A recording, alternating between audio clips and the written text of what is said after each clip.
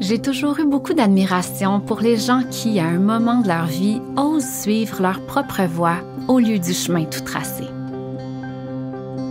Je m'appelle Joanie Lacroix et j'accueille ici des gens qui ont décidé de faire partie de la solution pour créer un monde meilleur. Des rencontres pour vous inspirer à faire briller votre lumière et vous éveiller à votre pouvoir intérieur. Je crois profondément que nous avons tous quelque chose d'unique à apporter au monde. Et je suis convaincue que notre vie devient riche de sens lorsqu'on partage notre magie. C'est notre plus belle contribution parce que chacun de nous peut changer le monde à sa façon. Je vous souhaite la bienvenue sur le podcast de Pastel Fluo. L'épisode d'aujourd'hui vous est présenté par La Shop Studio, un studio d'enregistrement pour musiciens, pour auteurs, compositeurs, interprètes. Vous pouvez aussi venir enregistrer vos podcasts ici. Donc, ils sont tous équipés autant au niveau audio, au niveau vidéo. Donc, c'est vraiment un magnifique service que le studio offre, dont j'ai le bonheur d'utiliser les services. Ils font aussi de la captation. Donc, pour ceux qui sont en recherche justement de studios de captation, ben, vous pouvez venir à La Shop Studio. L'épisode vous est aussi présenté par Rose Bouddha. Rose Bouddha, c'est une entreprise de vêtements éco-responsables, éthiques. Tous les vêtements sont conçus, sont créés au Québec avec beaucoup d'amour et à partir de matériaux écolos. Et justement, aujourd'hui, ce que j'ai envie de vous parler, c'est de upcycling. Donc, je ne sais pas si vous avez déjà entendu ce terme-là. En français, c'est le supra-recyclage. Vous savez, la citation « Rien ne se perd, rien ne se crée, tout se transforme ». Ben, c'est un petit peu ça. Fait que dans le fond, le supra-recyclage, c'est lorsqu'on récupère des matériaux dont leur usage était plus possible pour les transformer en quelque chose de nouveau. Donc, faire du neuf avec du vieux, pour faire simple. Donc, dans le fond, Rose Bouddha, leur produit phare, c'est les leggings qui sont faits avec des bouteilles de plastique recyclées. Pour ceux qui nous écoutent sur YouTube ou sur les extraits que je mets sur les réseaux sociaux, ben j'en porte un présentement. Et ben ce qui se passe, c'est que souvent, il y a des retailles. Donc, les filles ont eu la superbe idée de prendre les retailles de leurs leggings et de les transformer, de faire des bandeaux, de faire aussi des bralettes. Donc, j'en porte une présentement qui fit avec mon legging.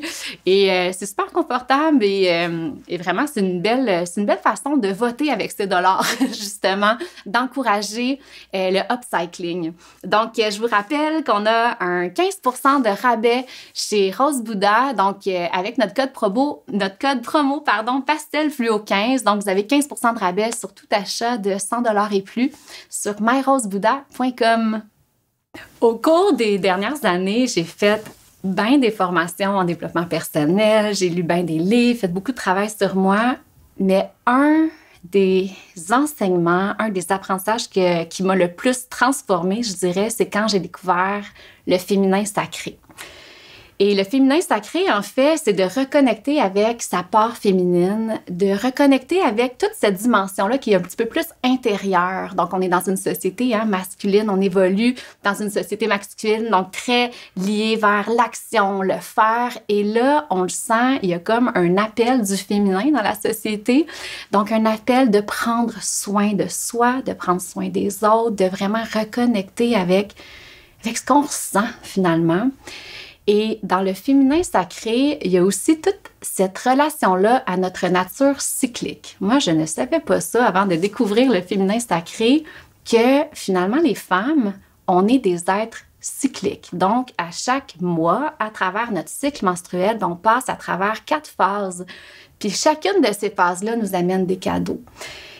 Et cette découverte-là du féminin sacré, je l'ai faite avec une amie, qui est mon invitée aujourd'hui, Cynthia Ma.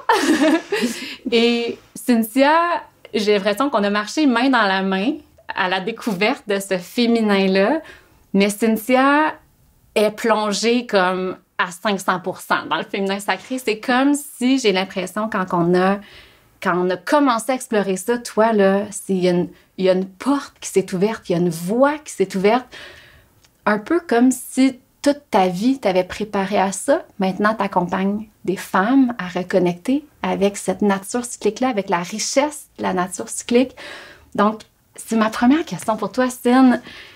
C'est ça, j'ai vraiment l'impression qu'il y a comme une porte qui qui s'est ouverte vers toi puis que tu as dit, OK, moi, c'est ça que je veux faire, je veux transmettre ça à la plupart des femmes, puis tout ce que tu as vécu comme expérience dans ta vie, t'as finalement préparé à ça, t'as permis d'aller toucher plein de facettes du féminin. J'ai envie qu'on commence comme ça.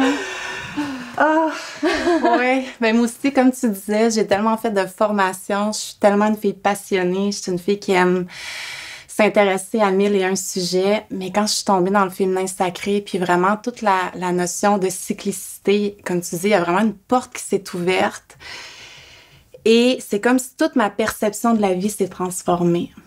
C'est comme si tout a pris du sens. Je cherchais beaucoup de réponses là, depuis très, très petite. J'étais cette petite fille qui cherchait vraiment la quête, qui avait vraiment la quête de mieux se comprendre, de savoir qu'est-ce qu'on fait sur cette terre et tout ça. Et quand je suis tombée vraiment dans le féminin sacré et dans la nature cyclique, ça s'est tellement clarifié. Tout a soudainement fait tellement de sens. Et là, je suis tombée... Je sais pas si c'est le bon terme, mais je suis tombée dans une espèce de vortex qui m'a amenée à me former, à faire un laboratoire aussi, à arrêter de travailler pour m'observer vraiment dans mes cycles. Je me suis mis à écrire de façon quotidienne pour vraiment comprendre qu'est-ce qui se passait à l'échelle du mois, qu'est-ce qui se passait à l'échelle vraiment de l'année aussi, à travers les saisons. Mm-hmm. Et là, j'ai vu vraiment que j'avais une signature cyclique, j'avais des patterns, j'avais des schémas qui se répétaient à chaque mois, vraiment, de cycle en cycle. Et là, je me suis dit, wow, c'est comme si on sait pas ça. On sait pas ça qu'on a ça à l'intérieur de nous parce qu'on nous enseigne vraiment une linéarité, hein? On nous enseigne à travailler, dormir, faire nos petites choses. Être à notre 100% tout le temps. Exactement. Tout le temps performant, égal. Ouais. Exactement. Puis quand je me suis rendu compte que non, il y a vraiment un schéma qui revient, il y a vraiment cette petite, cette naissance, cette vie, cette mort à chaque cycle, puis je passe par les mêmes réflexions, les mêmes pensées obsessionnelles, qu'il y a des moments dans le mois où j'ai un pic de créativité, il y a d'autres moments dans le mois où je me remets en question, il y a d'autres moments dans le mois où mon énergie sexuelle est vraiment ouverte, d'autres moments où j'ai envie d'entrer en relation avec les autres, alors que d'autres moments, j'ai juste envie d'être en introspection. Et quand je me suis mis vraiment à écouter tout ça et à être vraiment, mais une écoute vraiment profonde, là, vraiment affinée, puis que je récoltais de l'information à chaque mois, chaque jour avec mon journaling, j'ai commencé à vivre en fonction de ça, puis là, toute ma vie s'est transformée. C'est comme si je vois tout en fonction des cycles.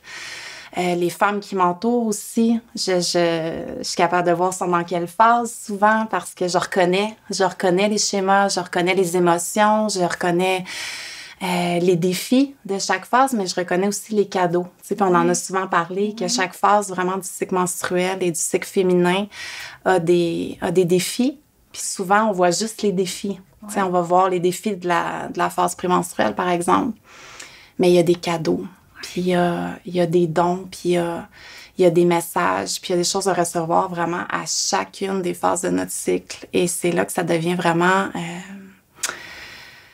une nouvelle dynamique. C'est une nouvelle façon d'entrer avec cette dynamique-là, puis de danser finalement avec ces phases-là plutôt que les subir. Ouais. Et, de mieux s'accepter aussi, moi. L'effet que ça m'a fait. Puis après ça, on va en parler des phases parce que pour celles qui connaissent pas ça, je peux comprendre que là, c'est peut-être un peu flou. Fait qu'on va en parler, tu sais, des cadeaux de chacune des phases. Mais avant, moi, c'est ça m'a permis de mieux m'accepter, d'arrêter de fighter contre moi-même, puis de juste faire, mais c'est normal que tu te sentes de même. T'es dans la deuxième semaine de ton cycle. Ah, c'est normal. Donc, à m'accueillir un peu plus, puis arrêter de vouloir aller un peu contre mes ressentis, contre mon état d'être selon la période à laquelle j'étais, puis d'être beaucoup plus conciliante aussi avec les autres. Quand tu dis les femmes autour de moi, je reconnais souvent dans quelle phase ils sont, mais c'est vrai que ça te permet de se dire, ben, elle est probablement, justement, dans son enchanteresse ou dans sa souveraine, comme tu aimes l'appeler, qui est la phase prémenstruelle. Donc, ça nous permet plus de bienveillance, plus d'empathie aussi. Envers soi et envers les autres. Exact. Exact.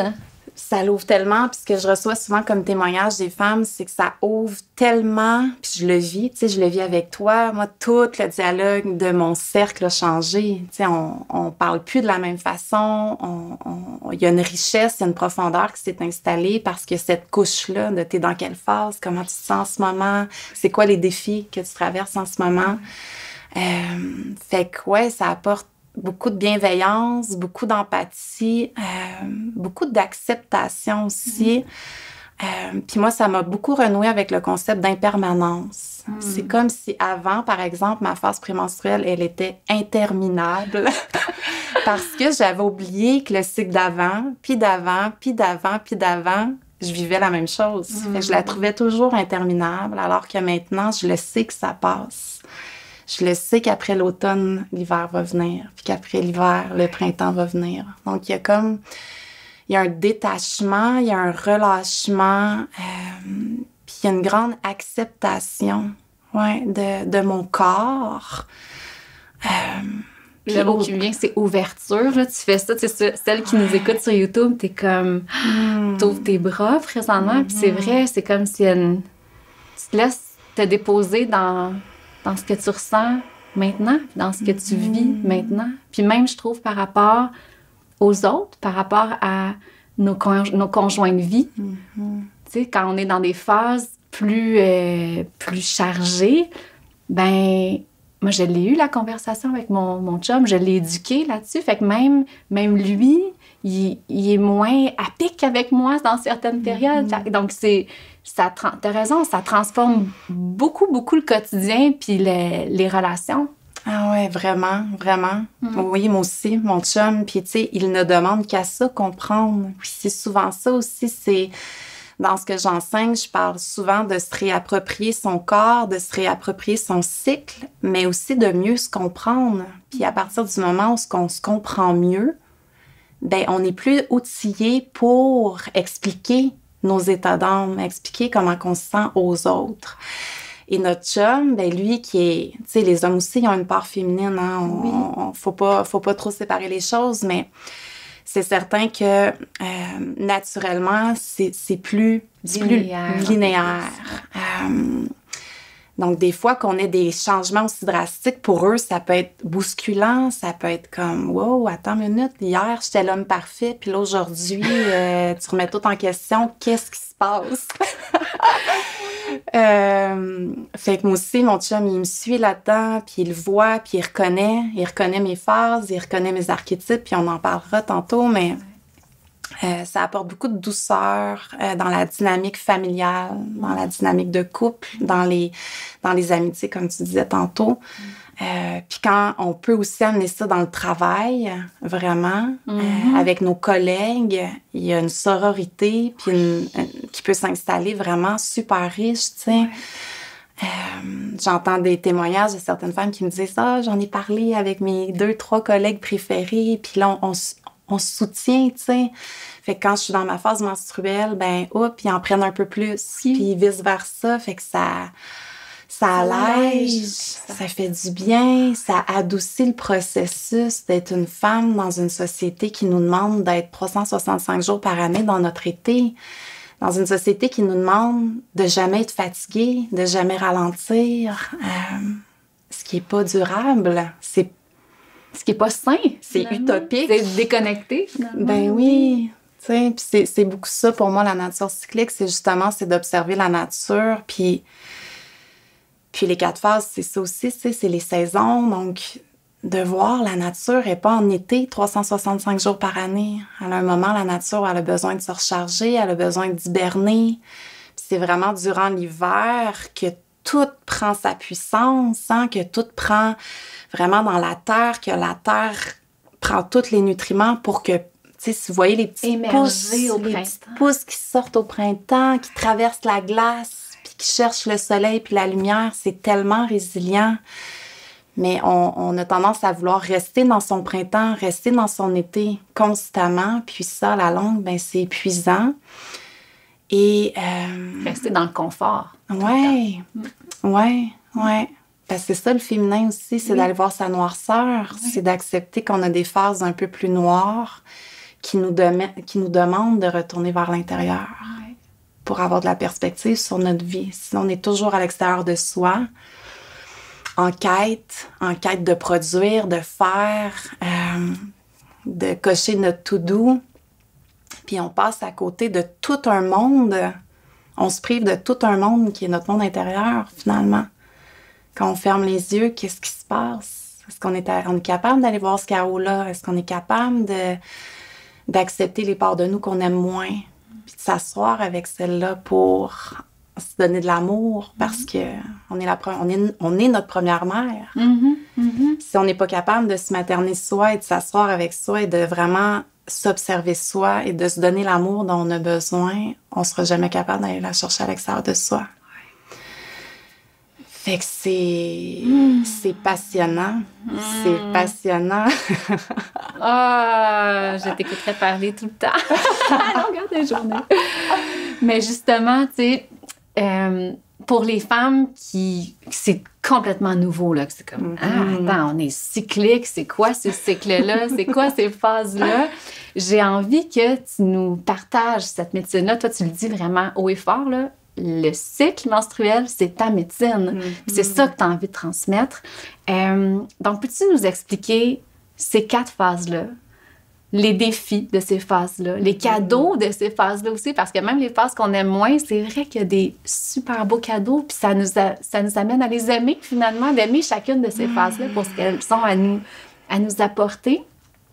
Puis ça serait intéressant aussi si, quand tu me parles de ces phases-là, tu puisses faire le parallèle avec les saisons, parce que je trouve que on est la nature. La nature et nous, on est comme fait de la même façon, finalement. Donc, peut-être de faire ce lien-là, ou même la lune, le cycle lunaire. Donc, ça, on est connecté à la nature dans tout ce qu'elle est. Donc, bref, juste pour...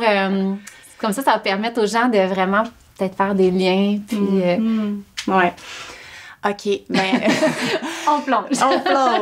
Parce qu'en fait, tout est cyclique. Ouais. Tout est cyclique. Que ça soit à l'échelle de la journée, vous le voyez, tu sais, jour, nuit, on traverse un cycle de l'aube jusqu'à la tombée de la nuit, jusqu'à l'aube de nouveau. On a un cycle aussi à l'échelle du mois, les femmes, ou à l'échelle du cycle lunaire. On a un cycle à l'échelle saisonnier, donc les 4 saisons. Donc, c'est comme des poupées russes qui s'emboîtent. Et on a un cycle à l'échelle de la vie aussi. Donc, souvent, je vais appeler ça les cycles féminins plutôt que les cycles menstruels parce que c'est pas toutes les femmes qui sont réglées ou menstruées.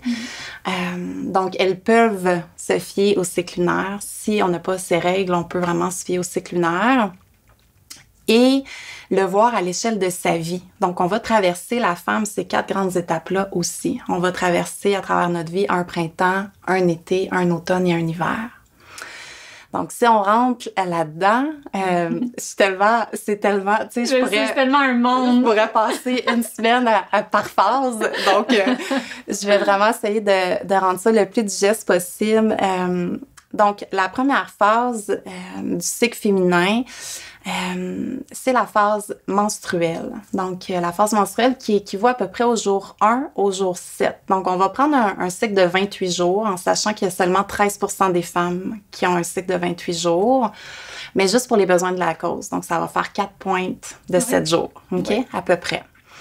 Donc, la phase menstruelle du jour 1 au jour 7, c'est vraiment la phase de notre hiver intérieur. C'est vraiment la phase qui est associée à l'archétype. Un archétype, c'est un symbole, hein, comme la sorcière, comme la mère. Donc, c'est vraiment des figures très fortes qui nous font sentir quelque chose, qui portent, qui caractérisent.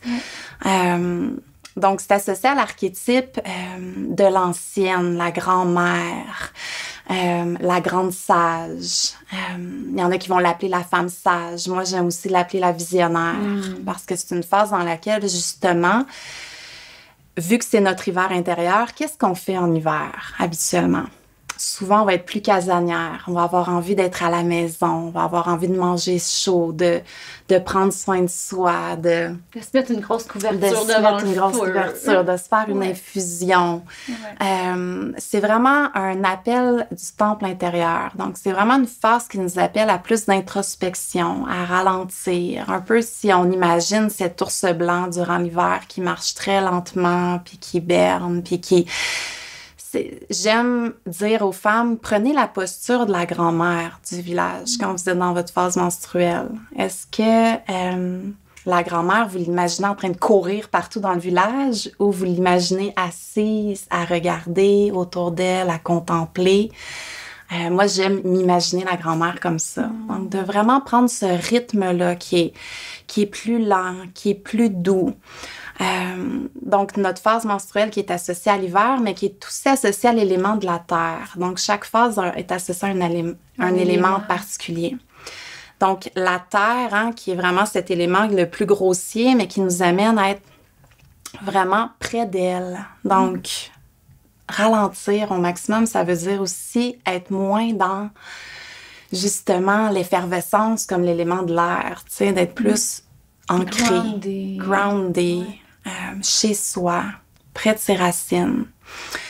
C'est une phase pour moi qui est profondément puissante parce que c'est la phase du cycle. On va appeler cette phase-là, en fait, l'archétype de cette phase-là, c'est la femme qui se purifie d'elle-même. Donc, la femme a cette capacité-là et c'est les Autochtones aussi qui disaient ça, hein? La femme qui se purifie d'elle-même. Et c'est beau parce qu'on a cette capacité-là chaque mois avec notre sang menstruel de laisser aller nos émotions, de laisser aller ce qu'on a accumulé en cours de cycle, toutes les fois où on ne s'est pas écouté, toutes les fois où on a dépassé nos limites.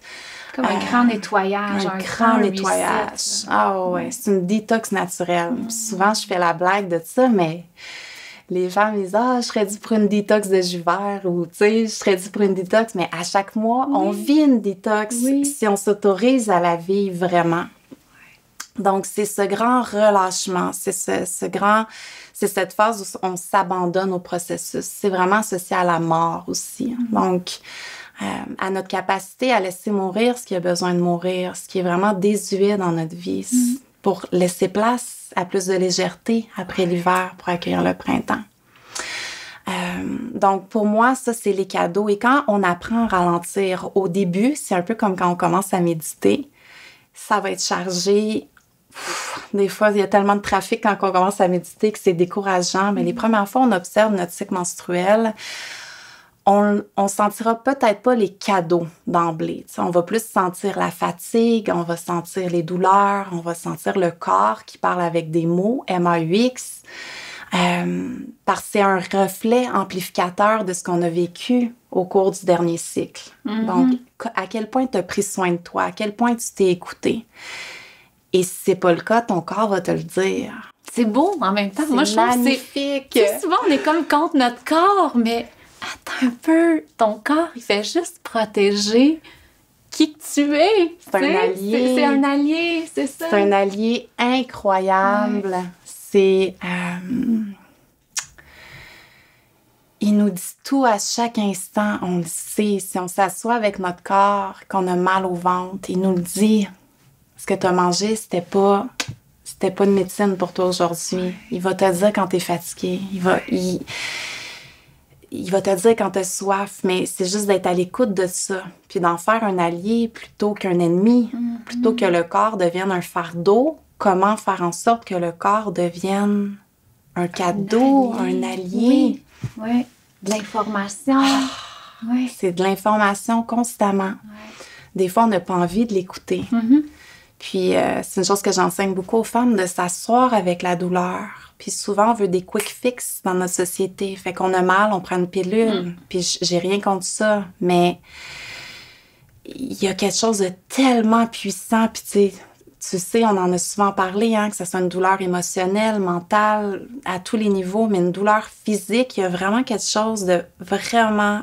il y a un potentiel de grande guérison à aller s'asseoir avec la douleur et de rentrer dedans. Et pratiquement à tout coup, les femmes qui entreprennent ce chemin-là puis qui s'assoient avec leur douleur menstruelle vont réussir à diminuer la douleur par leur intention, par le pouvoir, par le choix de vouloir s'auto-guérir. Ben, j'ai l'impression que c'est comme si on dit « OK, je t'écoute, là. Je t'entends. Je t'entends, là. Ouais. Tu sais. Je t'entends. Tu redonnes de la douceur, puis de l'attention, puis de la présence, puis de la conscience. Exact. Tu sais, fait que c'est une phase qui peut être très challengeante, mais qui a tellement des beaux cadeaux, des beaux messages. Puis quand on arrive à faire le tri, puis quand on arrive à ralentir suffisamment, puis à créer l'espace dans notre vie pour s'offrir, j'aime appeler ça les retraites lunaires, donc s'offrir une mini-retraite. Puis on n'a pas toute la même réalité, hein. Tu sais, quand on a 3 enfants, c'est plus difficile d'arrêter puis de dire, comme dans le temps des tentes rouges, où ce que les femmes, lorsqu'elles saignaient, elles se retiraient de la communauté pour aller dans des tentes rouges, entre elles, recevoir les messages, échanger entre elles, se recharger pour ensuite revenir dans la communauté avec tous les cadeaux qu'elles ont reçus. Oui, parce que ça, je sais pas si on en a parlé, mais dans un autre des cadeaux de cette phase-là, c'est que notre intuition, elle est vraiment plus affinée. On a c'est ça, c'est vraiment un des cadeaux, là, tu sais, c'est pas pour rien, tu dis la grand-mère, hein, c'est comme on est beaucoup plus connecté avec notre sagesse intérieure, puis t'as raison, moi, ça m'avait tellement touchée quand j'avais appris ça, que les Autochtones, les femmes, quand elles étaient dans leur lune, elles allaient dans une tente, elles saignaient dans la terre, elles méditaient ensemble, elles chantaient. Les papas s'occupaient des enfants, s'occupaient de la bouffe, puis elles méditaient, elles recevaient, elles accueillaient. Puis après ça, c'était très honoré, là. Je veux dire, si la femme, elle avait l'intuition qu'il fallait aller, je sais pas, par tel territoire chasser, les hommes écoutaient ça. Puis je trouve que moi, ça me touche parce que je suis comme, OK, il y a tout un grand respect, puis on honore ce cadeau-là qui est l'intuition, tu sais, qui veut pas un peu plus présente, mais pas plus présente chez la femme, là. Les femmes et les hommes ont là, mais il y a un cadeau à travers la nature cyclique des femmes, je pense, d'avoir une facilité, une plus grande aisance peut-être à être connectée à l'intuition. Donc, c'est tellement beau. Puis quand on veut justement être, là, c'est drôle, on dirait que je te parle, puis j'ai juste une image de pub, de tampons, puis de pub, tu sais, qui disent que, hey, mets-toi ça, puis tu vas être performante, tu sais. Mais c'est complètement à l'encontre de qui on est. Donc, puis pourtant, tu sais, quand on permet de s'asseoir là-dedans, puis comme dans tout, hein, quand on s'assoit dans l'inconfort, finalement, j'ai l'impression que c'était plus la phase de résistance à l'inconfort qui fait mal que quand t'es vraiment juste en ouverture complète, puis t'es juste, OK, je me dépose là-dedans. Donc, ouais, vraiment, l'intuition, c'est vraiment un autre cadeau. Puis tu sais, on l'appelle la visionnaire pour ça, parce que c'est vraiment un moment où tu peux recevoir les visions pour dessiner la suite. ouais. Pour que ta vie soit plus alignée pour la suite. J'aime aussi l'appeler, dernièrement, je l'appelle l'oracle, cette phase-là, parce que c'est celle qui se purifie d'elle-même, mais c'est aussi celle qui sait. Ouais. C'est vraiment celle qui sait. C'est au-delà du savoir, c'est au-delà de la rationalité, c'est notre capacité à se rappeler qu'on est intuitive, si on écoute vraiment notre petite voix, elle connaît le chemin. Ça veut pas dire que c'est toujours facile. Ça veut pas dire que ce que la petite voix nous dit, c'est... Ça nous tente de le faire. Non. Souvent, ça apporte beaucoup de défis. Oui. Ça nous sort de notre zone de confort. Mais c'est ce qui nous fait évoluer. Et l'être humain a profondément besoin d'évoluer. L'être humain est fait pour évoluer. Comme la nature. Donc, c'est vraiment cette phase-là où on se purifie, on se détoxe, on reçoit l'intuition, on reçoit les messages. Puis, juste de s'offrir, comme je disais tantôt, tu sais, une mini-retraite. Puis peut-être que pour vous, ça va prendre la forme de 1 heure. Là, c'est mon jour 1, là. Je commence à saigner aujourd'hui. Je m'offre 1 heure à moi, en silence. Pour aller marcher en nature, ou pour lire, ou pour dormir.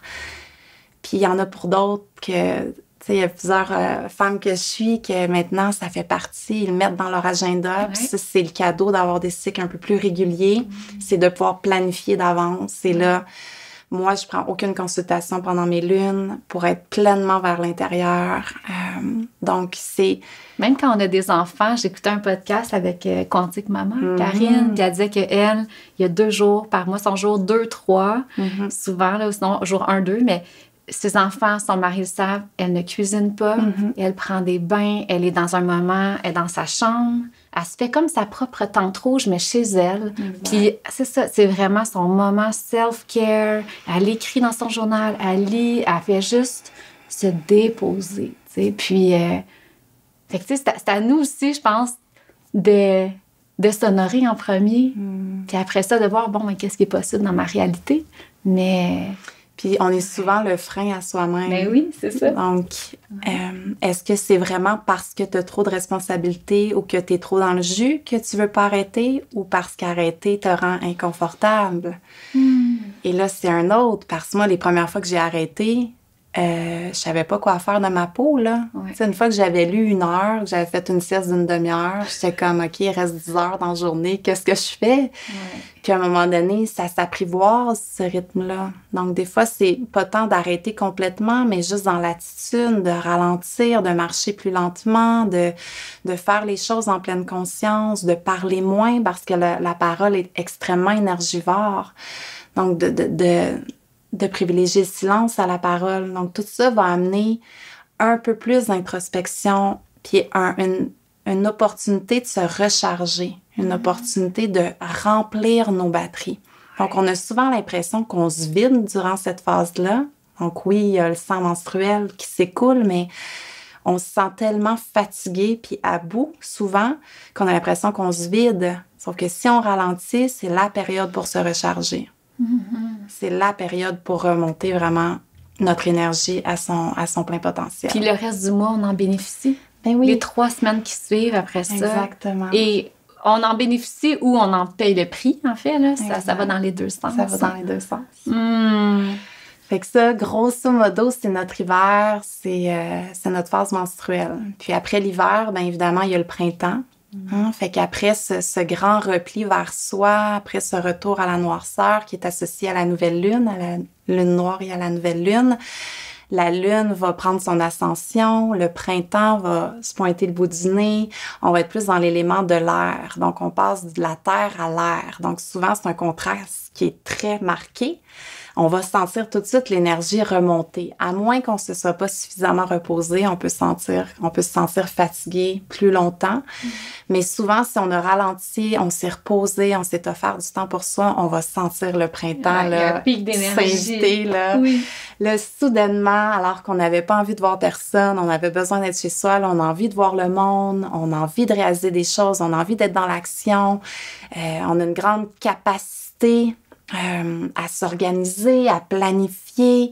Puis c'est vraiment une belle période pour le faire. Tu sais, on le voit au printemps, comment on aime ça. Tu sais, c'est vraiment l'image de la nature aussi. C'est le temps de semer nos graines. C'est le temps de semer nos intentions et de mettre en branle sur quoi on a envie de mettre notre énergie ce cycle-ci.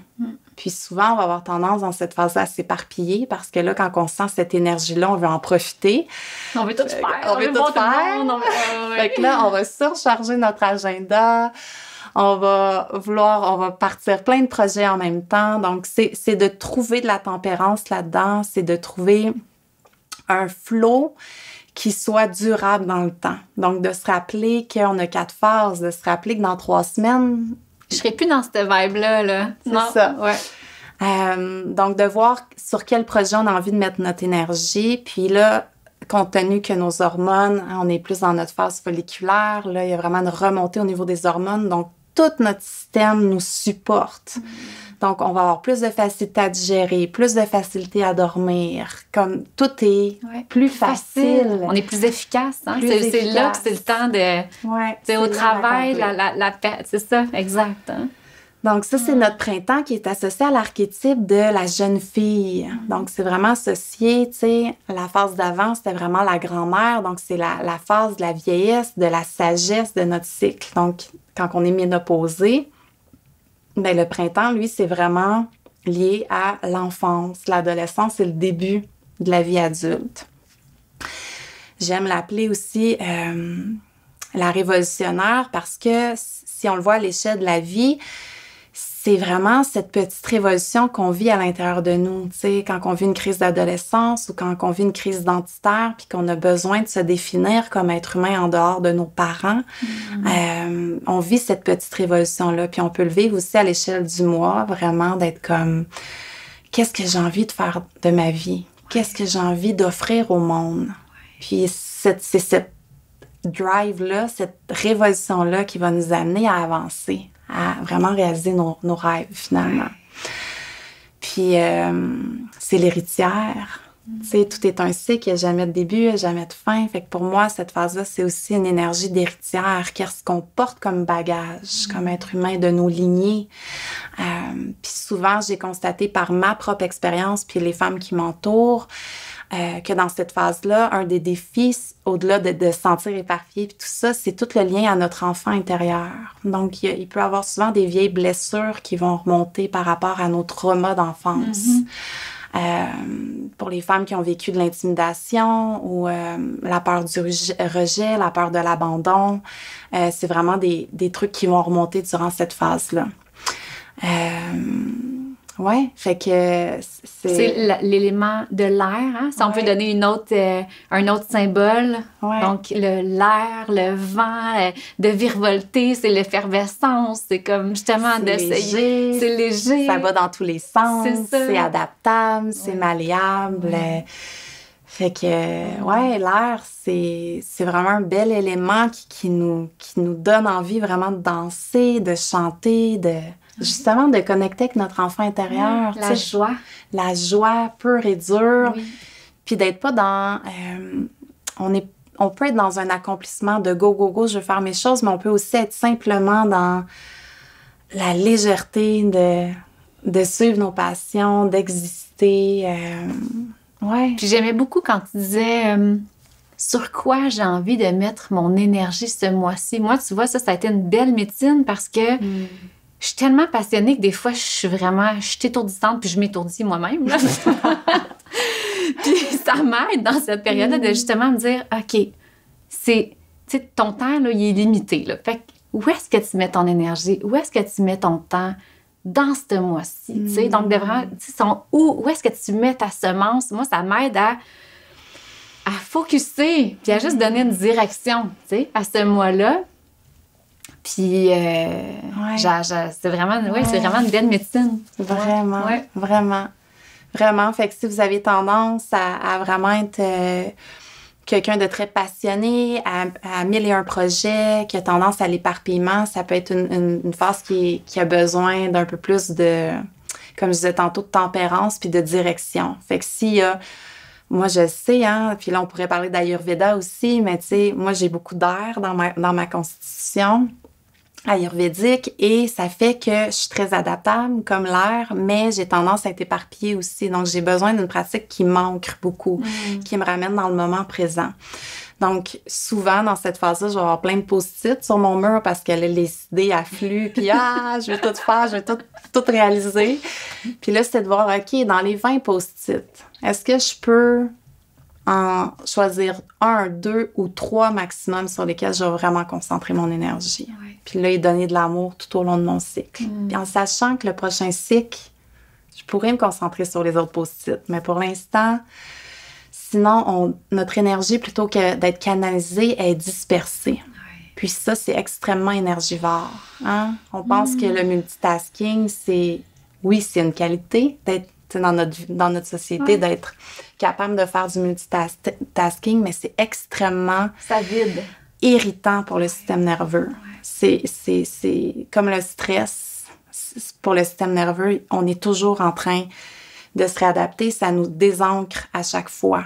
Donc, ça demande vraiment, si on est du genre être dans une jeune fille intérieure ou un printemps intérieur qui est très effervescent, très éparpillé, comment avoir une pratique d'ancrage pour nous ramener dans le moment présent puis dans notre corps surtout. Parce que c'est une phase où on peut avoir l'hyperactivité du mental qui soit très, très...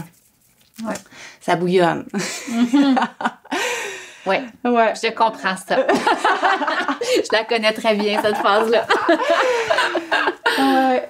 Fait que après notre printemps, ben il y a l'été. Puis là, ça, c'est vraiment associé à la saison de l'été, puis à l'archétype de la mère, qu'on va aussi appeler la gardienne. Puis cette phase-là, c'est notre phase ovulatoire. Donc, un peu comme à l'image de la pleine lune, on est vraiment dans notre plein rayonnement, dans notre pleine expansion. C'est souvent la phase du mois où on va se sentir le mieux dans notre corps. Tu sais, c'est souvent la journée de notre ovulation, on va se regarder dans le miroir. On va se trouver on va se trouver cute. Puis on sait pas pourquoi, on n'a pas mis de maquillage, on n'a rien fait de spécial, mais il y a comme une radiance, un glow naturel. Nos hormones font en sorte qu'on est gorgé de vie. On prépare pour pouvoir accueillir, pour pouvoir féconder. Donc, nos hormones vont nous jouer des tours pour faire en sorte qu'on voit notre vie vraiment comme un idéal. Donc, notre amoureux, c'est le meilleur partenaire. Notre job, c'est la meilleure job. Notre maison, on est tellement bien. Nos amis, c'est les meilleurs. Tout ça pour vraiment la survie de notre espèce, littéralement. Fait que, ma vie est un idéal. Je vais faire un enfant. Fait que souvent, c'est la période du mois où notre libido est à son apogée, où on a vraiment envie d'être à la fois vers l'extérieur, donc en service, à l'image de la mère, vraiment l'amour inconditionnel, celle qui donne sans compter, vraiment. C'est comme ça afflue. C'est facile dans cette période-là. Ouais, on est plus patient, on est plus... Moi, je le vois avec mes enfants. Oui, tout à fait. On a plus d'empathie, on a plus de discernement, on est en amour dans tous les sens du terme, en amour avec la vie, en amour avec soi, avec les gens de notre vie. On savoure les sens, on est connecté aux sens. Aux sensations, à notre sensualité, à notre sexualité. Donc, tout ça est en effervescence, tout ça est en bouillonnement. Puis c'est associé à l'élément de l'eau, Fait que c'est vraiment go with the flow, il n'y en a pas de problème. On est vraiment dans une aisance et une grâce, naturellement. On sauve comme une fleur. Moi, j'ai souvent cette image-là, tu sais, la fleur qui est magnifique, qui sauve, Puis c'est ça qui se passe en été, Les fleurs sont tellement belles, les fruits, tout est juteux, en abondance. Oui. Tout est abondant. Ça goûte, ça... Oui, exact. Même au niveau de notre glaire cervicale, on va le voir. Donc, quand on ovule, notre glaire cervicale va être plus abondante. Nos seins peuvent être un peu plus engorgés. On est plus pulpeuse. C'est vraiment... c'est cette phase-là du cycle. Donc, il y a beaucoup de cadeaux à cette phase-là. Souvent, on se sent tellement bien, puis on resterait dans notre été toute la vie. Mais les défis de cette phase-là, il y en a plusieurs, mais je dirais que le plus gros de ce que j'observe autour de moi, c'est vraiment cet archétype de la mère, justement, on donne tellement, puis on a une facilité à le faire, mais c'est une belle période aussi pour se donner à soi. Donc, comment donner en réciprocité? Est-ce que autant que je donne aux autres à l'extérieur de moi, autant je dois m'offrir à moi, pour pas vider mes réserves? Parce que la phase d'après, on va payer le prix. Donc, comment être dans cette offrande constante, mais pour l'autre et pour soi. Vraiment en harmonie, en alternance. C'est vraiment une belle phase pour du self-care. Vraiment, là, pour tout ce qui est automassage, manger en conscience. Connecter à son corps. Faire des bains de forêt, tu sais, d'être vraiment là, dans le corps. Dans le corps. Fait que ça, c'est notre été. Puis après l'été, il y a l'automne, L'automne qui est associé à la phase prémenstruelle de notre cycle, qui est tellement une phase mal aimée, puis pourtant qu'il y a tellement de cadeaux, puis qu'il y a tellement d'enseignements pour nous. On peut l'associer à l'archétype de l'enchanteresse, mais aussi de la souveraine, parce que c'est cette phase-là de souveraineté, d'affranchissement total. C'est-à-dire que tout ce qu'on a enduré ou qu'on pouvait être dans le déni de, n'a plus lieu d'être. On l'a en pleine face. On l'a en pleine face. Ouais. Donc, les masques tombent. Donc, notre tolérance, notre niveau de tolérance va vraiment être à son minimum.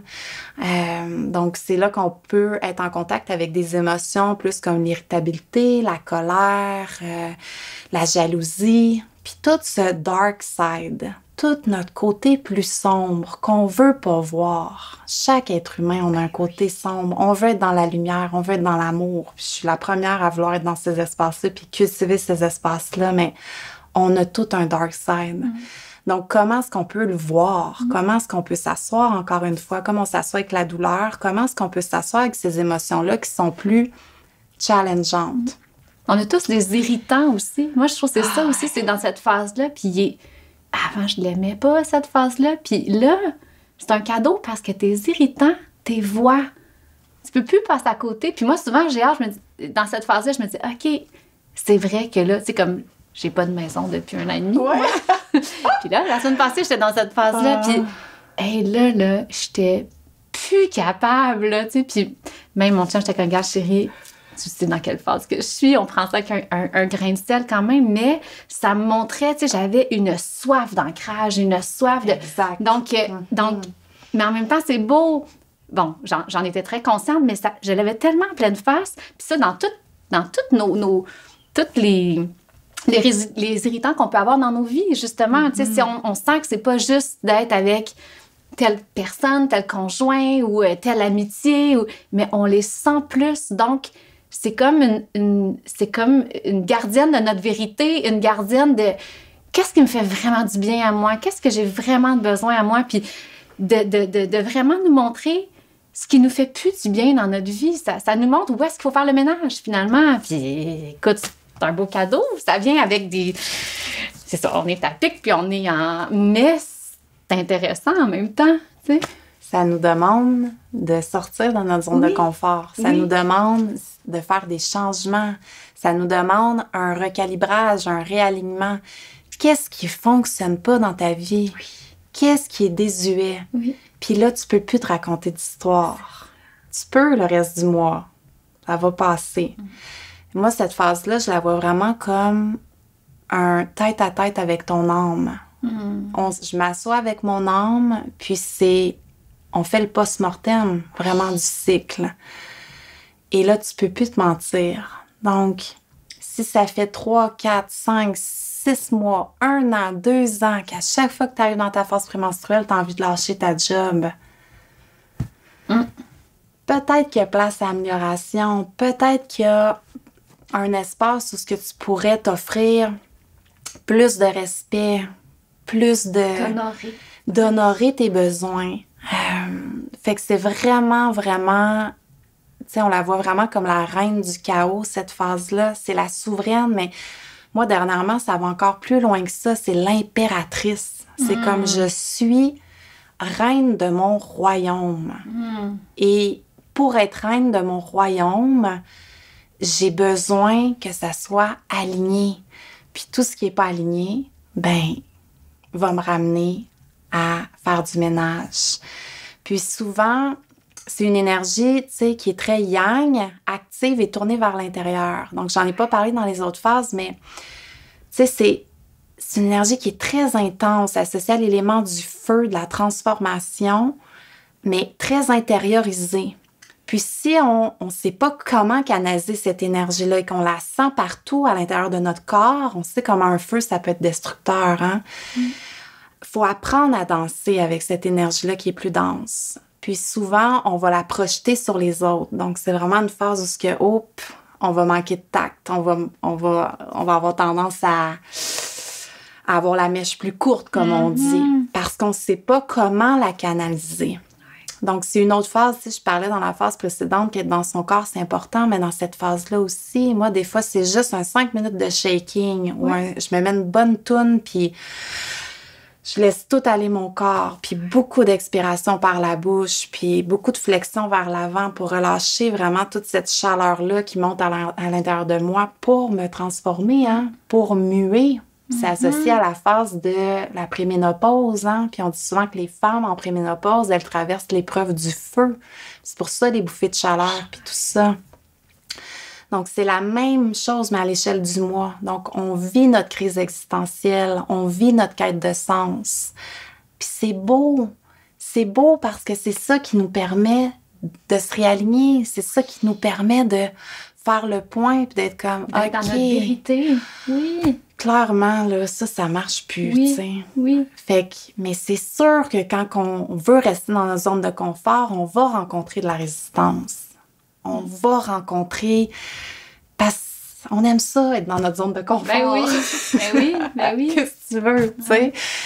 Fait que c'est vraiment une belle phase, qu'il y a beaucoup de défis, mais qu'il y a beaucoup de cadeaux, entre autres pour la créativité. Tu sais, moi, c'est vraiment la phase du cycle où je suis la plus créative. Tu sais, dans la phase de mon hiver, donc la phase menstruelle, je reçois l'information, je reçois les visions. Dans mon printemps, la phase folliculaire, je vais être plus dans la mise en action, donc planifier, structurer, organiser. Ensuite, dans la phase ovulatoire, dans mon été, je vais être plus dans comme l'expansion de mes semences, de continuer à nourrir mes projets pour amener de l'abondance. Puis après ça, je rentre dans une phase plus de créativité, mais c'est pas comme l'intuition, c'est pas comme les visions de la phase menstruelle. C'est une créativité qui est plus désinvolte, qui est plus comme... J'ai envie d'essayer des affaires. Ouais, c'est comme au niveau du cœur, là, puis c'est comme, ça sort de toi. Non, c'est ça. Ouais, il n'y a pas de tabou, c'est un grand cri de l'âme. Fait que c'est vraiment... Un cri de l'âme, j'adore ça. Oui, vraiment, c'est un cri de l'âme, puis c'est la petite voix à l'intérieur de nous qui prend son porte-voix, puis qui est comme... Écoutez-moi! Oui. J'ai besoin d'être entendue, j'ai besoin d'être honorée. Puis c'est souvent, tu sais, c'est l'impératrice, mais c'est aussi la drama queen. Oui. Tu sais, tout est plus amplifié, tout est... Puis c'est la même chose pour la préménopause. Tu sais, les femmes, ils traversent une préménopause extrêmement difficile parce que ils n'ont pas été à l'écoute vraiment de ça toute leur vie. Puis là, elles arrivent dans cette phase de leur vie, puis ils n'ont plus le choix. C'est le dernier stretch, là, avant la mort, avant l'alignement. Est-ce que tu as envie d'être aligné dans ta vie? Est-ce que tu as envie de marcher sur un chemin qui te correspond à toi ou qui correspond aux standards de la société ou aux autres? Puis souvent, les enfants, ils sont partis de la maison ou sont près du départ, donc on retrouve plus de temps pour soi. Donc, c'est une belle opportunité. Est-ce qu'il y a des choses que tu voulais faire que tu n'as pas fait, que tu as mis de côté pour être dans l'archétype de la mère, pour être dans ton été à l'échelle de la vie? Donc, c'est vraiment, vraiment, vraiment une belle phase qui est extrêmement challengeante, mais qui a tellement de cadeaux aussi. Derrière tout challenge, défi, il y a des cadeaux, tu le dis souvent. Oui. Mais justement, j'ai envie de te relancer sur la ménopause. Il y a des femmes qui nous écoutent probablement qui sont dans leur préménopause ou dans leur ménopause.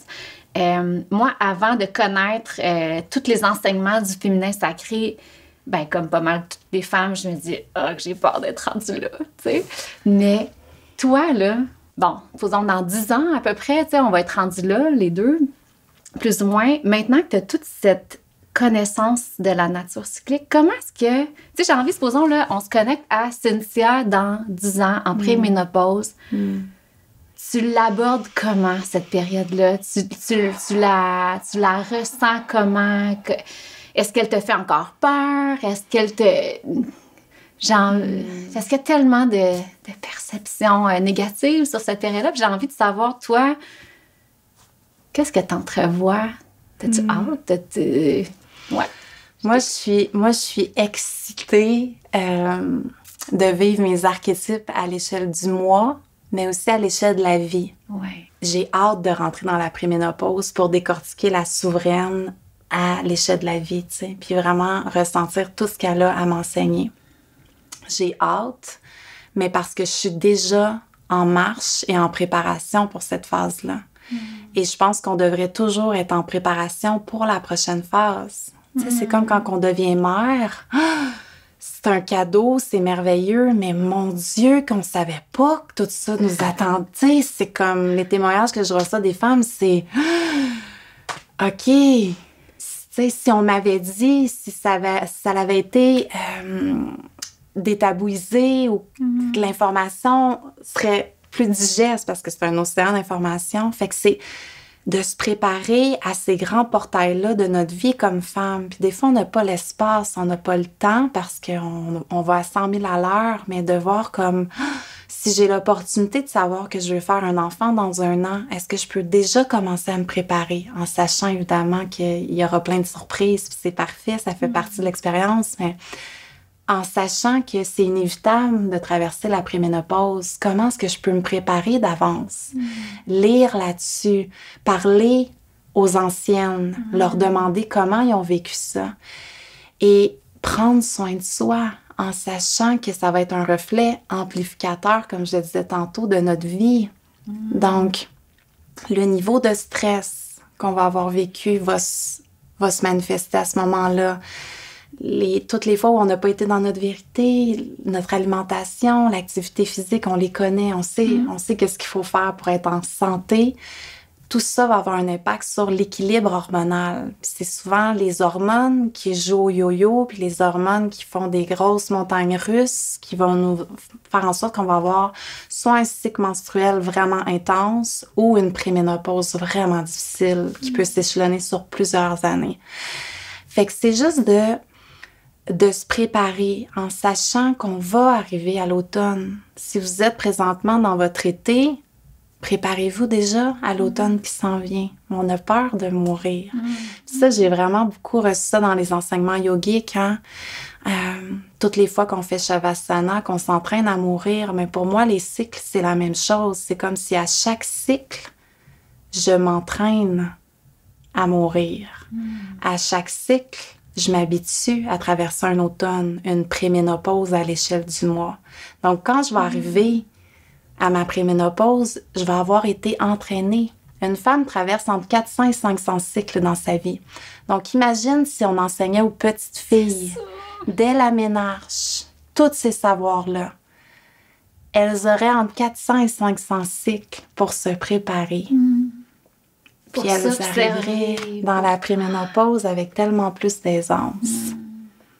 Parce qu'elles ont suivi ce cycle, cette nature cyclique, ce flot d'inspiration, d'expansion, d'expiration, de contraction, en papillonnement, vraiment en battement. En ouverture, toujours dans chacune des phases. Ouais.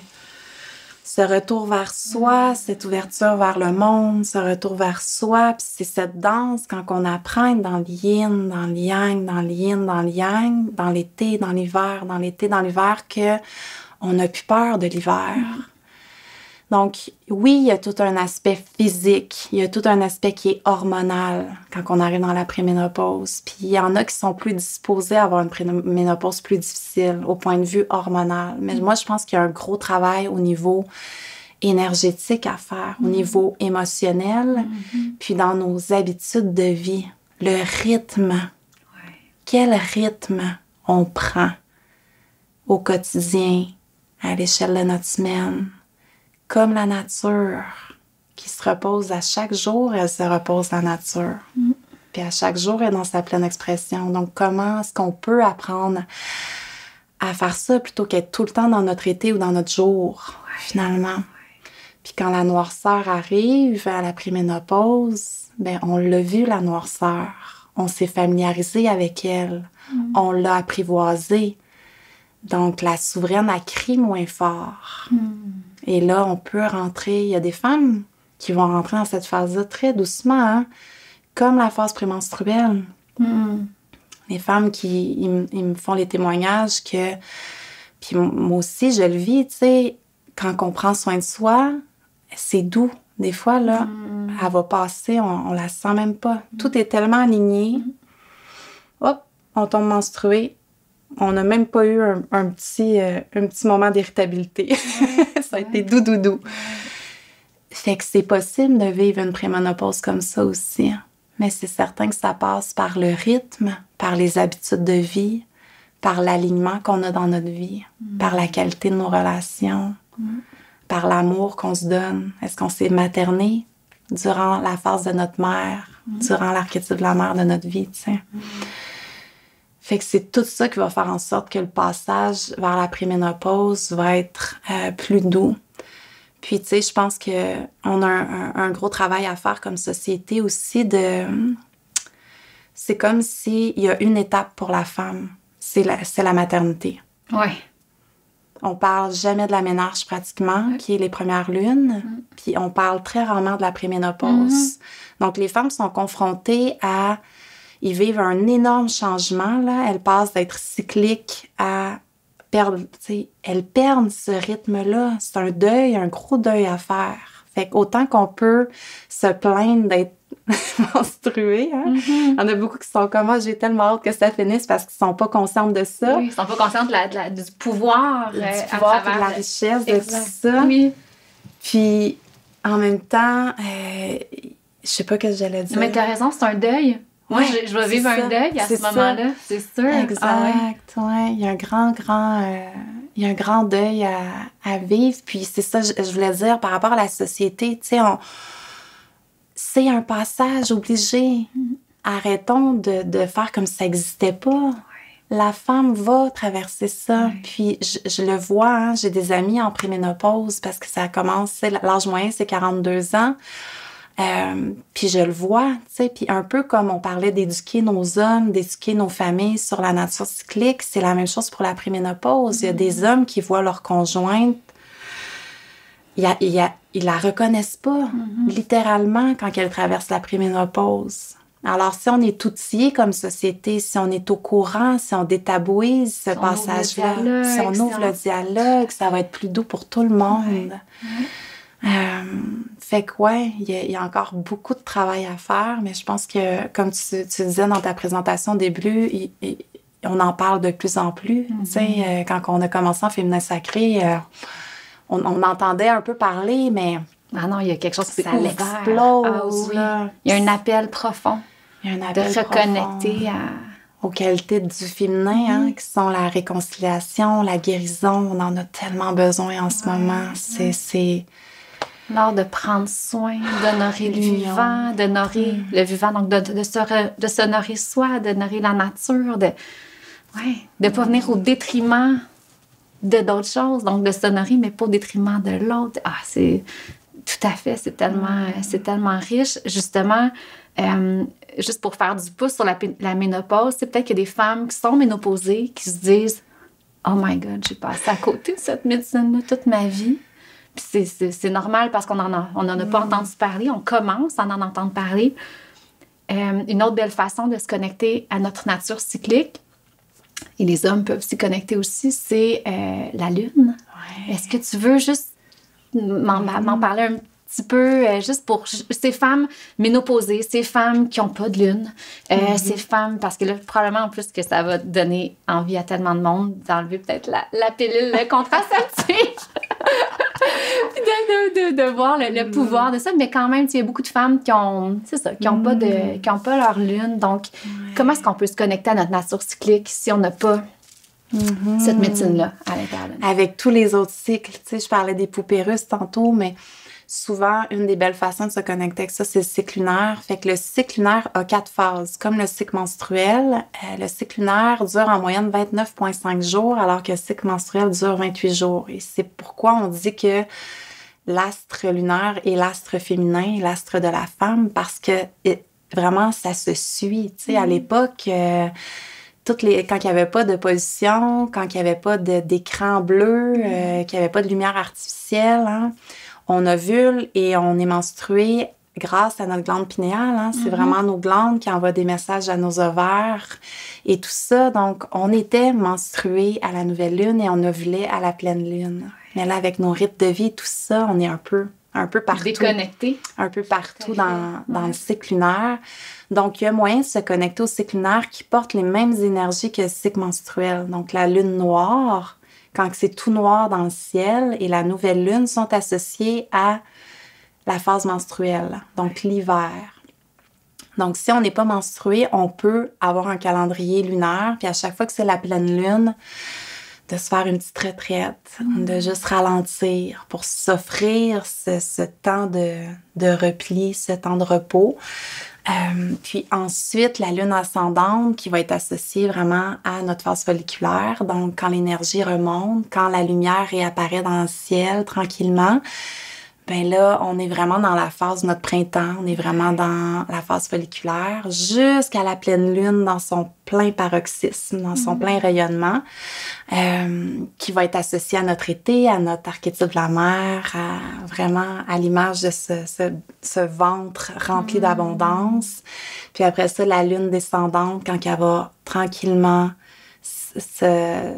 quand la lumière va tranquillement s'éteindre pour laisser place à la noirceur de nouveau, mais c'est l'automne de notre cycle, c'est la phase prémenstruelle. Donc, on peut suivre les mêmes choses, mais simplement en se connectant à la lune, aux énergies lunaires qui sont vraiment les mêmes que les énergies du cycle menstruel. Puis pour les femmes ménopausées, pour faire du pouce sur ce que tu me disais, tu sais, moi, les femmes ménopausées, qu'elles aient été en contact ou pas avec ça, pour moi, c'est les passeuses, c'est celles qui vont passer l'information aux futures générations. Donc, à partir du moment où on est en contact avec cette information-là, on a l'opportunité de transmettre ça aux jeunes filles de notre entourage, aux futures générations, justement, pour que... Tu sais, moi, j'ai 2 filleules, puis ils n'ont pas encore eu leur première lune, mais c'est certain là, que... Dès que ça va arriver, il va y avoir un rite de passage, un rituel. Justement, excuse, là, je t'ai coupé. Non, c'est vrai. Mais justement, tu sais, moi, j'étais tellement heureuse d'avoir une fille. Puis une des premières images que j'ai eues, c'était « Oh, que j'ai hâte de vivre ces premières lunes avec elle. Oh, que j'ai hâte de transmettre ça. » Tu sais, j'étais tellement excitée de connecter avec elle sur ce niveau-là. Les femmes qui nous écoutent ou les hommes qui nous écoutent, mais qui ont des jeunes filles, qui n'ont pas encore eu leur première lune, quel rituel? Y a-t-il des idées de rituels que tu as en tête qu'on peut faire? Parce que moi, j'en ai pas eu. Puis pour vrai, je me dis, j'aurais aimé ça, vivre ça. Tu sais, puis c'est correct que je suis vraiment en paix, là, mais je me dis, j'aurais aimé ça, savoir ça, premièrement, jeune. J'aurais aimé ça, ritualiser mes ménages, justement. Puis tu sais que tu peux le faire à n'importe quel âge, hein? Moi, je l'ai fait il y a quelques années. Je me suis connectée à mon enfant intérieur. J'ai dit, comment t'as envie d'être célébrée? Puis tu peux le faire pendant tes règles. Fait que par exemple, dans tes prochaines règles, même si t'es dans tes règles puis c'est ta femme sage qui est comme en avant-plan, tu peux quand même te connecter à ton enfant intérieur. Puis faire comme si c'était tes premières règles. Puis ce qui est vraiment beau, c'est que souvent, les femmes vont vivre leur célébration de ménage si elles n'en ont pas eu une à leur première lune. À leur première lune, après avoir été enceinte. Parce que tu renais comme femme, tu renais, t'es plus la femme que t'étais avant d'accoucher. Donc, ça peut être un beau rituel si on l'a pas vécu à l'enfance, de le vivre adulte. Il y a plein de façons de ritualiser. L'important, c'est que ça soit à l'image de la jeune fille. Donc, souvent, c'est d'ouvrir le dialogue d'avance avec elle. Comment t'aimerais être célébrée? Qu'est-ce qui te ferait plaisir? Puis garder ça vraiment léger. Que ça soit de vraiment faire un cercle de femmes avec les femmes de la communauté ou de la famille.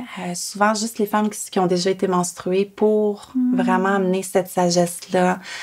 Il y a certains qui vont mettre le fil rouge, qui est un emblème de la ménarche, donc un fil rouge sur le poignet gauche ou la cheville gauche, du côté féminin, pour marquer ce passage-là, d'aller offrir son sang à la terre et de vraiment faire un autel autour avec des fleurs, des bougies, vraiment toujours à l'image de la jeune fille. Donc, qu'est-ce qui lui parle à elle? Qu'est-ce qu'elle a envie de faire, elle?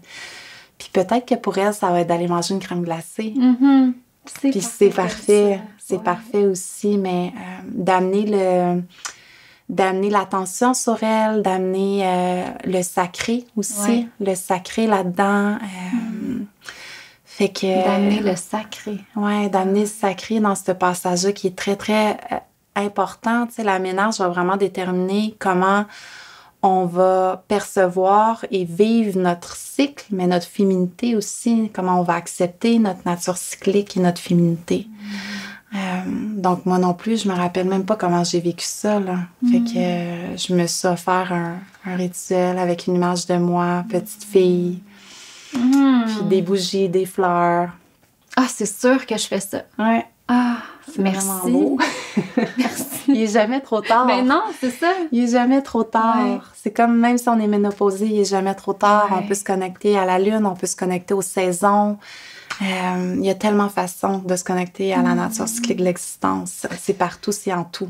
Oui, puis même, tu sais, pour simplifier, même, je pense pour les hommes qui nous écoutent, en fait, moi, c'est ça, le mot qui vient, c'est reconnecter. Finalement, c'est peut-être juste de mettre les mains sur ton cœur, faire, mais je suis en quelle saison aujourd'hui? Tu sais? Exact. Qu'est-ce que je ressens aujourd'hui, puis comment est-ce que je peux honorer ce que je ressens, ce que j'ai de besoin aujourd'hui, au final. Tu sais. Exact. Ah, Cynthia. Je savais que ça allait être magique, ce moment-là. J'ai une dernière question, la question que je pose à tout le monde. Le podcast s'appelle « Renaître à soi ». Donc, c'est vraiment d'inspirer les gens à marcher leur chemin. Encore cette semaine, il y avait quelqu'un qui m'écrivait, un gars qui me disait « Je suis vraiment dans le brouillard. » Puis que le podcast l'inspirait beaucoup. Puis je pose cette question-là à chacun des invités, en fait, pour toutes ces personnes-là. Puis je sais, on l'a vécu un peu, le brouillard. Je t'ai connue quand tu étais dans le brouillard. Puis je l'étais aussi. Mais c'est ça, tu sais, à tous ces gens-là qui ressentent que la vie, c'est plus que ça. Tu sais, que la vie, qui sont appelés à plus que ce qu'ils vivent du quotidien, qui ont peut-être besoin de sacrer, qui ont besoin de s'honorer, qui ont besoin de marcher leur chemin, mais qui le voient, qui manquent d'indices ou de... Qu'est-ce que tu auras envie de transmettre? Y a-tu quelque chose qui t'a fait du bien? Y a-tu... Je sais pas, intuitivement... Il y a tellement de choses qui montent, mais tu sais, moi, c'est certain que c'est la connexion à la nature. Tu sais, pour moi, la nature, c'est la plus grande enseignante qui soit. Donc, à chaque fois que j'ai des doutes, à chaque fois que je me questionne, à chaque fois que je me sens perdue, je m'assois en nature, puis avec rien d'autre. Moi et la nature, et je l'observe, je l'écoute. Puis à chaque fois, je reçois de l'information. C'est peut-être pas la réponse exactement. Tu dois aller voir telle personne. Mais il y a toujours... ça me reconnecte à moi.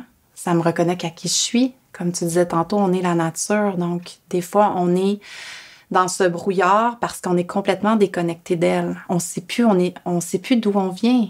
On est tellement déconnecté de la nature qu'on s'associe seulement aux étiquettes.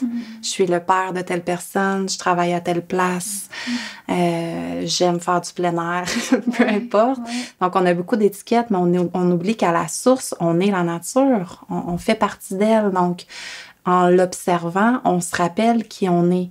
En observant, on reçoit son battement, tu sais, on se connecte à son battement de cœur à elle, puis ça apporte un calme, c'est apaisant. Oui. Tu parles souvent des bains de forêt, puis je partage, je veux dire, ça fait partie de mes médecines, vraiment, vraiment, vraiment. Puis la nature va nous enseigner aussi ce rythme-là de l'hiver, le fait de ralentir, le fait de ralentir nous donne de la perspective sur notre vie. Sans perspective, on ne sait pas vers où on marche. On marche toujours les deux mains vraiment près du visage, puis on est en action-réaction. Mais quand on ralentit et quand on s'offre ces moments de battement et de retour vers soi et qu'on apprivoise notre monde intérieur et le silence et l'inconfort de notre côté un peu plus noir, ça ouvre les œillères. Ça ouvre les perspectives et on voit plus de l'extérieur vers l'intérieur, on voit de l'intérieur vers l'extérieur. Et là, on marche pas sur le chemin de ce qui nous est projeté de l'extérieur, mais on marche sur le chemin qu'on reçoit de l'intérieur, qui est souvent plus aligné. Donc, la nature... puis ralentir pour avoir plus de perspective. Moi, c'est ce qui a été le plus le plus marquant. Tu sais, mon Dieu, que je me suis cherchée longtemps. Puis, ça fait partie du processus de la vie. Ça fait partie du processus. Puis, tu sais, on en parlait avant de commencer l'enregistrement, comment que toute ma vie m'a préparée à où je suis aujourd'hui. Oui. Tu sais, toute mon enfance, toutes les souffrances que j'ai vécues avec ma lignée maternelle m'ont amenée à accompagner les femmes aujourd'hui. Et je pourrais pas le faire comme je le fais si j'avais pas ce bagage-là, parce que je pourrais pas avoir l'empathie que j'ai quand je le fais. Puis t'as fait le travail toi-même, t'as été dans guérir ces zones-là. On n'en a pas parlé parce que, bon, on peut pas aller... non, c'est ça, peut-être faire un autre épisode. Mais oui, tout à fait. Fait que c'est... Puis d'avoir confiance. Tu sais, on entend souvent ça, puis ça peut sembler cliché, mais d'avoir confiance dans le processus. Confiance qu'il y a des moments d'arrêt des fois, puis il y a des moments où on est dans notre phase prémenstruelle, même si on est un homme, puis qu'on est dans cette phase-là, ou qu'on est dans notre quête de sens, mais qu'à un moment donné, il va y avoir un calme après ça, puis il va y avoir plus de clarté, puis de faire confiance à ce processus-là, vraiment. Cyclique, que tout est cyclique. Tu sais, puis peut-être ça va durer 1 an, 2 ans, 3 ans. Mais à un moment donné, une rencontre va faire ça va allumer une lumière, puis un livre, puis il y a tellement de choses que je pourrais dire, peut-être présent, parce que la vie met sur notre chemin constamment si on est présent vraiment dans le moment présent, pas dans notre mental, dans le avant ou dans le après, quand on est vraiment ici et maintenant. Le plus important en ce moment, c'est toi et moi, c'est ce qu'on vit ensemble. Quand je suis là, puis qu'on échange ensemble, tu peux me transmettre tellement d'informations que je m'en rende compte ou pas. Donc, de cultiver la pleine présence. Parce que sinon, on passe souvent à côté de plein d'informations ou plein d'indices. C'est dans la pleine présence qu'il y a des petites intuitions qui peuvent nous donner des indices sur les petits prochains pas à faire aussi. Exact. Oh, mon ami. Merci. Ça me fait plaisir. Je suis tellement honorée de ton invitation. Oh, mon Dieu. Puis, là, pour les gens, là, qu'il y a comme tout un monde là, qui vient de s'ouvrir, là. Où est-ce qu'on peut te suivre? Où est-ce qu'on peut... Là, t'as un magnifique programme qui s'appelle Rythme. Juste nous donner juste un petit peu d'infos pour celles qui veulent aller encore plus loin, qu'on l'appelle. Ben oui, dans le fond, sur mon site web, cynthiaemma.ca, sur mes pages Instagram, Facebook, Cynthia Emma aussi, vous pouvez trouver toute l'information. J'ai un atelier d'introduction de 1 heure aussi sur mon site web, donc ça peut être vraiment juste... Ça permet d'aller un peu plus loin. J'ai le journal de lune aussi qui peut vous amener à comme d'autres réflexions, à écrire aussi, à cultiver la pratique du journaling qui est vraiment pour moi la pierre angulaire dans l'observation de nos cycles. Autrement, j'ai Rythme. C'est certain, Rythme, c'est une immersion de 10 semaines. Donc là, on plonge en plein cœur vraiment de la nature cyclique. Donc, il y a des collaboratrices aussi dans le programme qui viennent parler d'alimentation, de nutrition cyclique, de la symptothermie pour apprivoiser une contraception plus naturelle. On parle de tantra, on parle de tellement de choses, de self-care, beaucoup de self-care justement pour se réapproprier son corps. Donc, c'est vraiment un programme qui est hyper complet puis on rentre vraiment dans chaque phase profondément. Autrement, j'ai les rituels Ainsi soit-elle aussi. Donc, c'est une nouvelle offrande depuis cet été. Donc, les rituels Ainsi soit-elle qui ont vraiment pour but... Je voulais vraiment créer des espaces de self-care où ce que les femmes pouvaient, de façon vraiment super accessible, se réapproprier leur corps de femme avec des pratiques qui peuvent sembler un peu... tu sais, comme mon premier rituel, c'était le massage des seins, mais c'est tellement... un rituel qui fait du bien pour la femme, qui peut harmoniser notre cycle menstruel, du yin yoga, du womb yoga, donc le yoga de l'utérus, des yoga nidra, des méditations. Ça va être parsemé plein de choses, ces petits rituels-là. Donc, j'ai l'intention de faire une série de ça. Se reconnecter à son féminin. À son féminin, à son corps, d'honorer son corps, d'en prendre soin. Toujours dans un contexte hyper sécuritaire avec plein d'autres femmes qui ont le même désir de prendre soin d'elles. Et c'est pas mal ça les gros projets de l'instant. Puis je laisse toujours le reste monter. Oui. Je fais confiance que toujours il y a des nouvelles choses qui apparaissent dans mon champ. Ah, merci. Ce que j'ai envie de vous dire, c'est transmettez. Je pense que c'est tellement... tout ce qu'on a parlé aujourd'hui, déjà, il y a tellement d'informations, il y a tellement de belles transmissions. Transmettez-les à vos ados, à vos filleuls, à vos amis, à vos chums même. À vos garçons, c'est ça. Il y a vraiment... oui, la transmission. J'adore les podcasts pour ça. Je trouve que ça s'écoute tellement facilement, puis ça l'ouvre la voix, ça l'éveille les consciences. Merci, mon ami. Merci d'avoir été à l'écoute. Merci. Oh, je t'aime.